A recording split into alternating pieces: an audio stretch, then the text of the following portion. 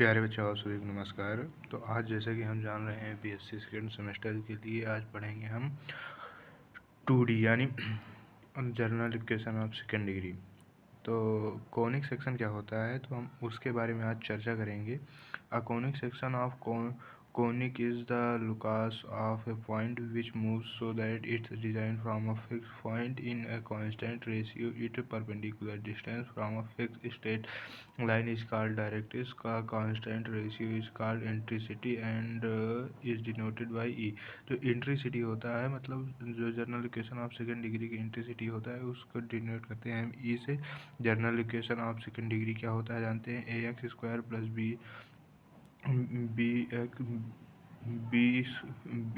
Y square plus two h square plus 2gx plus 2fy plus c is equal to 0। Second degree का formula ये होता है। General equation of second degree क्या होता है, a x square plus 2gxy plus b y square plus gx plus 2fy plus c is equal to 0 is every case represent a conic section. जो मतलब ये conic section को इसमें हम पढ़ेंगे। The general equation of second degree में हम पढ़ेंगे सर्कल पढ़ेंगे, हाइपरबोला पढ़ेंगे, एलिप्स पढ़ेंगे और एलिप्स के अलावा हम पढ़ेंगे पैराबोला, हाइपरबोला, एलिप्स और सर्कल। तो बीएससी सेकेंड सेमेस्टर में यही तीन केवल है, हमें सर्कल की स्टडी नहीं करनी है। तो द नेचर ऑफ कोनिक पढ़ेंगे। Let the equation of conic represent as, इसको हम प्रेजेंट करते हैं जो कोनिक सेक्शन के जो पॉइंट्स होते हैं, फोकस होते हैं एक्स और वाई, उसका इक्वेशन होता है a x square plus 2hxy plus b y square plus 2gx plus f y plus c is equal to 0। इसको रिप्रेजेंट करते हैं जनरल इक्वेशन से। ठीक है, अपीयर ऑफ स्ट्रेट लाइन से इस डेल्टा इज 0, इसको हम मैट्रिक्स से निकालते हैं। Delta a b c plus 2fgh a minus f square minus b g square minus c h square is called determinants of conic.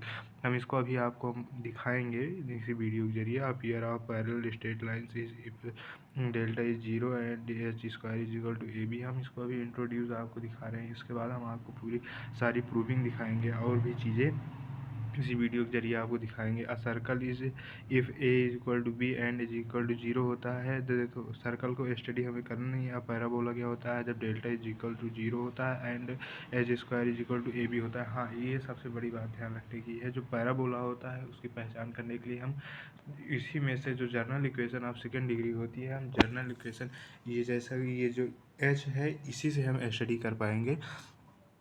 H जो होता है एच 1/2 होता है। 1/2 मतलब 2h इज इक्वल टू क्या हो जाएगा, एच इक्वल टू 1/2। तो इसी को बोलते हैं हम एच। और ए भी होता है, ए यहाँ से निकल आता है जनरल इक्वेशन से और बी यहाँ से निकल आता है। तो अभी हम आपको आगे बताएंगे इलिप्स क्या होता है। And ellipse if is equal to 0 and h square to a b. Hyperbola क्या होता है if delta is 0 and h square less than a b. A rectangle hyperbola क्या होता है delta is equal to 0 h square a b and a plus B.